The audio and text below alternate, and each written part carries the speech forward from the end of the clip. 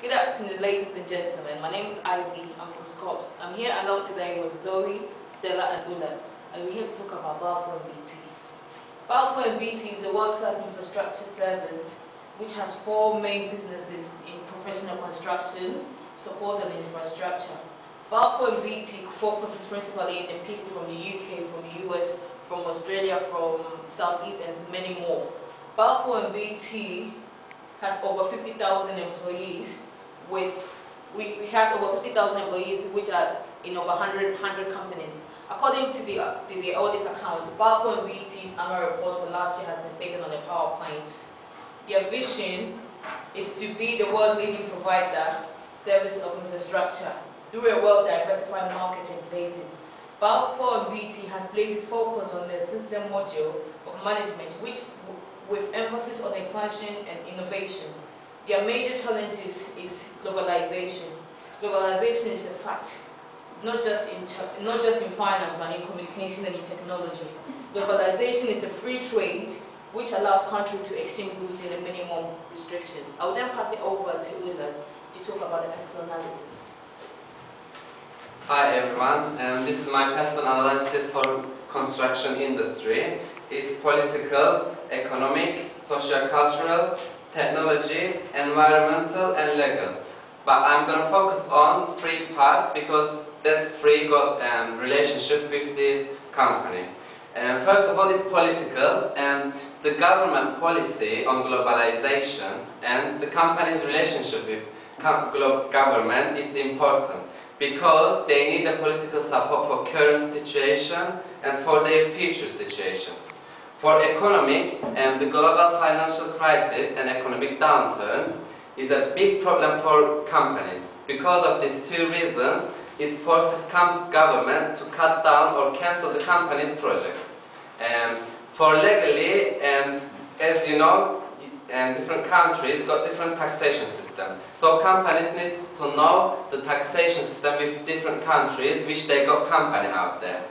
And now I'm going to pass you through to my colleague Stella about forces, fire forces.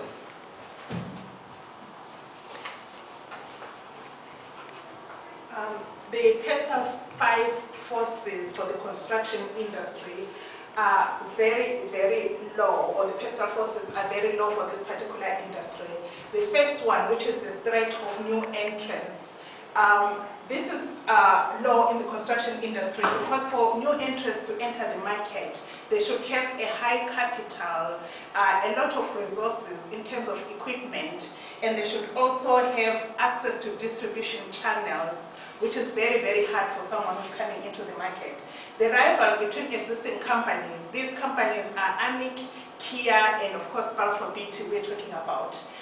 The threat to substitute, again, is very, very minimal because we're talking about the construction industry and infrastructure management, and therefore high quality is expected in this, and therefore substitute are not recommended. The power of the buyer, is very significant because the buyer here is the one who initiates the project and therefore has a lot of bargaining power. The supplier, again, because we're talking about quality products, therefore it should be a supplier who has a reputation in producing quality and in quality of that particular industry, which is very, very important, and he has the bargaining power here. So generally, the quarter five forces of the construction industry, they are quite low, except the last two. My colleague Zoe is going to come and discuss the SWOT analysis.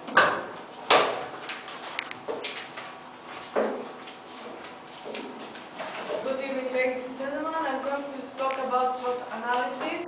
I'm going to talk about the strengths, weaknesses, and opportunities and threats of Balfour Beatty. Its strengths are that there is in a well-diversified market, and they have a range of business portfolios.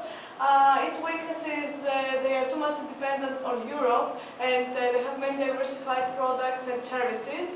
They have one major opportunity that they have good prospects in Asia, Australia, and many other countries. And the major threat is that they are slowed down in growth due to economic downturn. Now I'm going to pass over my colleague colleague Ivy to tell about the recommendations.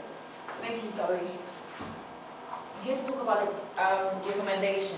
As a result for globalization, it is advisable for balfour and beatty to stick with the human relation model because it is the employee who gives the company its image.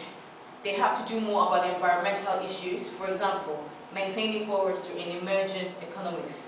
Generally, balfour and beatty is doing well in tackling globalization challenges. I'd like to say thank you.